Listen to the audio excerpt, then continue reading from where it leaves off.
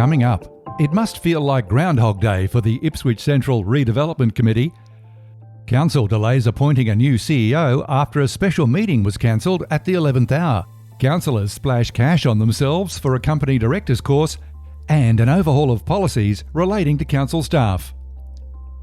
It's Friday, October 8, 2021, and I'm Alan Roebuck. Welcome to Ipswich Today, which acknowledges the traditional custodians of the land on which it is produced and pays respects to elders past, present and emerging. This podcast is supported by Kinetics, people-powered web hosting trusted by Australian businesses since 1999.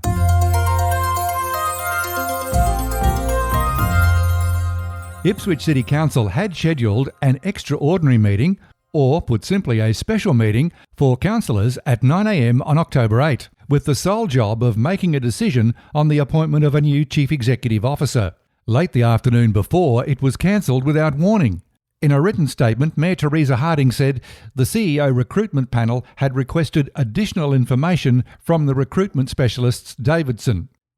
The search for a CEO had a delayed start and finally began in July when a CEO recruitment panel was announced. The panel is made up of Mayor Teresa Harding, Division 3 councillors Andrew Fechner and Marnie Doyle, Division 1 councillor Jacob Madsen, and an independent panel member, former State Government Minister and member for Ipswich, Rachel Nolan. We'll now have to watch this space and wait on a new date for the announcement of a new CEO.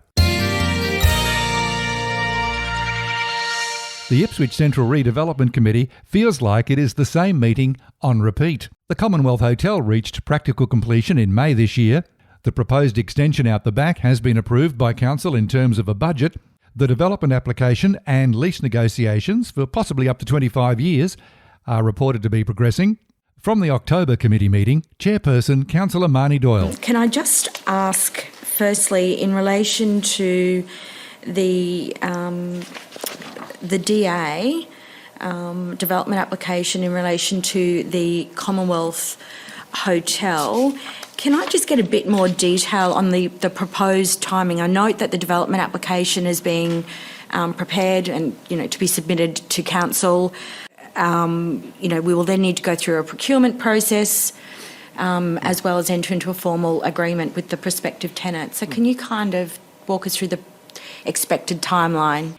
Council Officer James Hepburn. The DA has been submitted.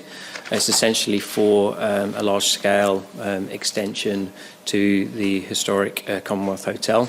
That extension is over a number of floors that essentially work out the back of the building. So none of this will be seen from the front of the building from the heritage angle. The extension multi-level actually goes down towards Bell Street Green. So there's two different levels with Bremner Street, Bell Street Green, and with Union Place, and the building extension takes that form on. So it enables car park access from Bell Street Green straight into the back of the Commonwealth Hotel. The back element of that Commonwealth Hotel extension is predominantly outdoor dining with kitchens and their gaming room and licensing happening almost at a basement level underneath. So it's very much away from the public perception and family environment that will be taking place within the main part of the hotel. The detailed design element of it hasn't commenced, and we're just at the planning stage. That's going to twin track with the procurement process to find a construction partner, which we are into at the moment. Our project management team are currently writing that tender with ourselves and the procurement team, and we're looking to release that to the market in about November time. Okay. I expect that will take 2 to 3 months to come through, and we'll be able to look at a number of prices and partners to see who's best placed to deliver that extension with us, by which point as well we'll also have the agreement for lease concluded with the party that we've selected. And the current negotiations there are going quite well. And they're very much into the detailed design element of the interior fit out. So we're quite excited by some of the things we've seen to date. So all being well, we're aiming really to be in a start on site place by sort of the first or second quarter next year, which would lead us a really tight program into an opening before Christmas, which is our plan. But there's a bit to get over before we can commit to a particular date. Councillor Marnie Doyle. Mr Hepburn, could you talk to us about the lease status, our prospective tenants within Metro A, B, Eats and Venue. I guess just some general commentary around the current state of the market. Everyone is very aware of the market conditions with COVID, but outside of COVID, I guess there's always different times in the market where, the landlord may be in a better bargaining position with regards to the types of incentives they need to offer, rent abatement, capital contribution. Are you seeing a fluctuation? Where is the market at, I guess? We're in a place where it's a tenant market. There's a lot of risk being pushed back onto the landlord, which is represented in our budgets with the incentives. The rents that we're achieving are market rents, which are proven up through the third-party review, which is Knight Frank, and those rents relate back to, not dissimilar to the likes of Springfield, Yamanto, and other regional centres around Brisbane. We're not so worried, really. I think the COVID piece is slowly but surely falling away. We're watching what's happening in the Northern Hemisphere. What's happening down in New South Wales and Victoria is hurting us a bit. A lot of our tenants are based down there. They've had to close lots of operations, and that's from cinemas to eateries to bars. So some of the leasing deals are a bit slower coming through because dealing with their property teams is quite difficult. But as it stands, we're still attracting good attention to our leasing. The Eats phase is essentially going to be practically complete in a couple of weeks' time. As we all know, we have our first signed lease there, and we'll be looking at doing some sort of public release in the next week or so, joint with the tenant coming in, and a lot of vinyls and photographs to really celebrate that moment. Alongside them, there'll be a coffee shop and hopefully a burger operator. And then upstairs, we've talked about this before, we've got the gym operators and a yoga studio. So the Eats building is really going to be coming alive towards the end of this year and very much early into next year.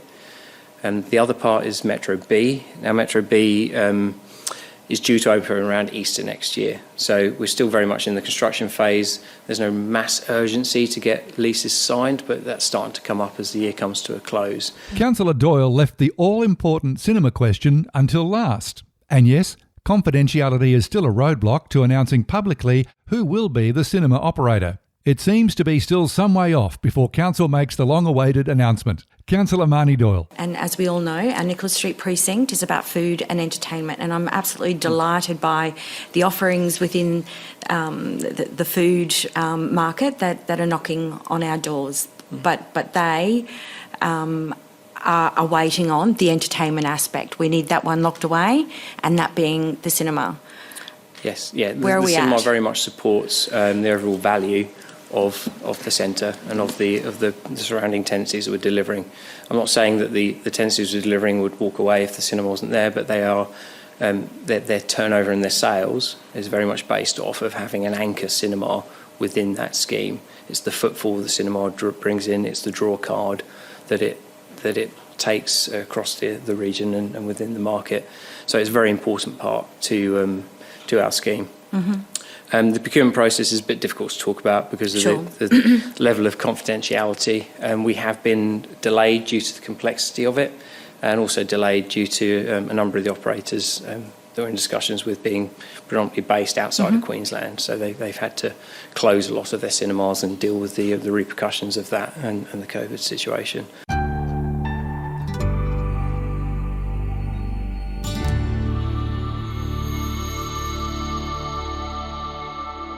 There was little discussion at the Governance and Transparency Committee this month about an item which recommends Council engage the Australian Institute of Company Directors for just under $76,500, excluding GST. Mayor Teresa Harding. May I ask, there's a confidential background paper. May I ask why it's confidential? I read through it. We've already stated the price. I wasn't sure if there was anything. Because it's professional development for the councils, I'd rather be more open with people. I guess I'm just asking, why is it confidential? Is there a reason why it's not being published? The Mayor asked if the report can be published in full at the next ordinary meeting of Council on October 21.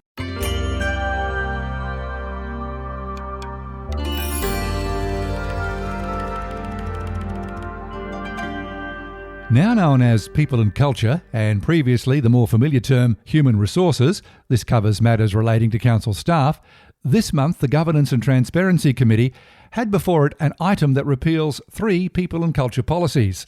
Mayor Harding put this question to Acting CEO Sonia Cooper. Acting CEO, I know it's a recommendation. It talks about the policy titled Workplace Health and Safety be repealed and replaced. It also talks about a number of administrative directives. Do you mind just talking me through how a policy is repealed, but administrative directives have been set up without coming to council? What's the process there?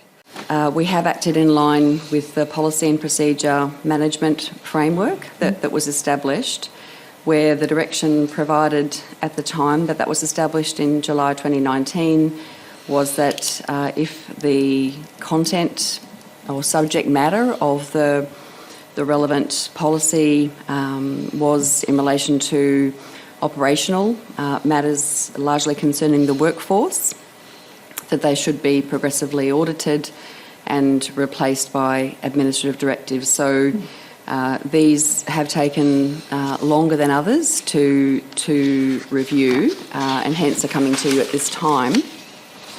However, it's on that basis that we've proceeded.